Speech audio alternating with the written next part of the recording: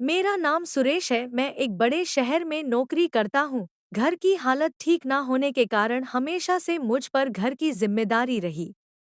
इसलिए प्यार और लड़की कभी मेरी जिंदगी में आई ही नहीं। लेकिन अब 1 महीने से मुझे प्यार क्या होता है इसका एहसास हो रहा है। मैं जिस फ्लैट में रहता हूँ वो एक सोसाइटी में है और मेरे फ्लैट की बालकनी से मुझे रोड के उस पार एक लड़की अपने फ्लैट की बालकनी से बैठी देखती ही रहती है।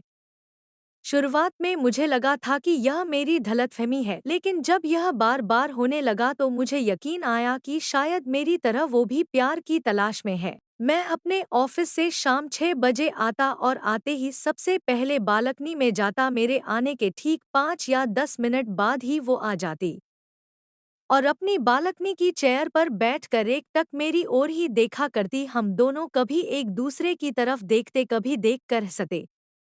हमारे फ्लैट की दूरी इतनी थी कि हमारी आवाज़ एक दूसरे तक नहीं पहुंच सकती थी। शुरुआत में मुझे लगा कि मैं पागल हूँ, लेकिन फिर धीरे धीरे मुझे यह अच्छा लगने लगा।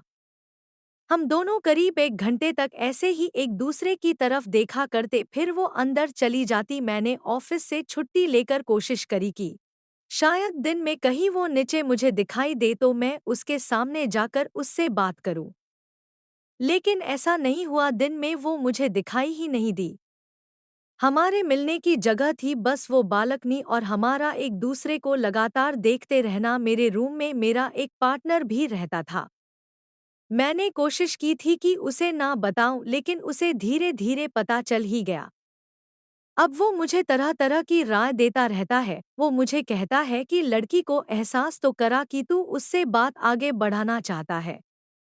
इस तरह दोनों कब तक बालकनी से एक दूसरे को देखा करोगे। उसने मुझे राय दी कि मैं एक दूरबीन से उसे देखूं तो उसका चेहरा भी साफ दिखाई देगा और उसे भी क्लियर हो जाएगा कि तू उसे पसंद करता है। उसने मुझे दूरबीन लाकर भी दे दी, लेकिन मेरी हिम्मत नहीं हुई। मुझे लगा कि कोई उसका घरवाला अगर देख लेगा तो हमारी लव स्टोरी शुरू होने के पहले ही खत्म हो जाएगी। सिलसिला यूं ही चलता रहा। मैं बालकनी में उसे देखकर ही खुश था, लेकिन अब मैं भी चाहता था कि बात कुछ आगे बढ़े। फिर मेरे दोस्त ने एक आइडिया दिया। वो एक सेल्स कंपनी में काम करता था जो वाटर प्यूरीफायर बनाती थी। उसने कहा कि हम दोनों उस बिल्डिंग में सेल्स के लिए जाएंगे। मेरा मन अभी भी विचलित था। मेरे मन में सवाल थे कि कहीं उससे मिलकर मुझे जो अभी खुशी मिल रही है वो भी खत्म ना हो जाए। लेकिन अब मिलना जरूरी हो गया था। उसे भी एहसास होना चाहिए कि मैं उसे देखना चाहता हूँ। आखिर वो लड़की होकर पहले किसी भी बात की पहल तो कर नहीं सकती। आखिर मैंने अपने दोस्त की बात मान ली और हम दोनों उसकी बिल्डिंग में जा पहुंचे। उसके फ्लैट के सामने जाकर मेरे पेट में जैसे कई तितलियां उड़ने लगी।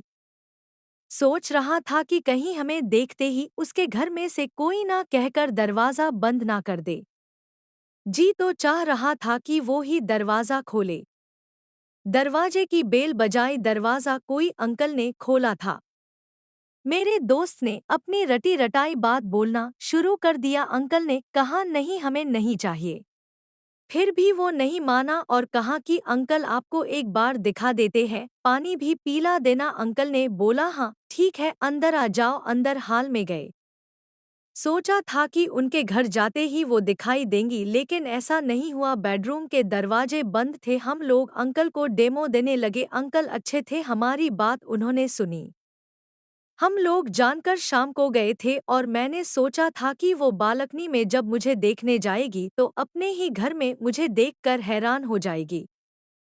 अब समय हो गया था और एक बेडरूम का दरवाजा खुला। सामने वो उसे देखकर मेरी तो धड़कनें रुक गई। बहुत सुंदर लग रही थी।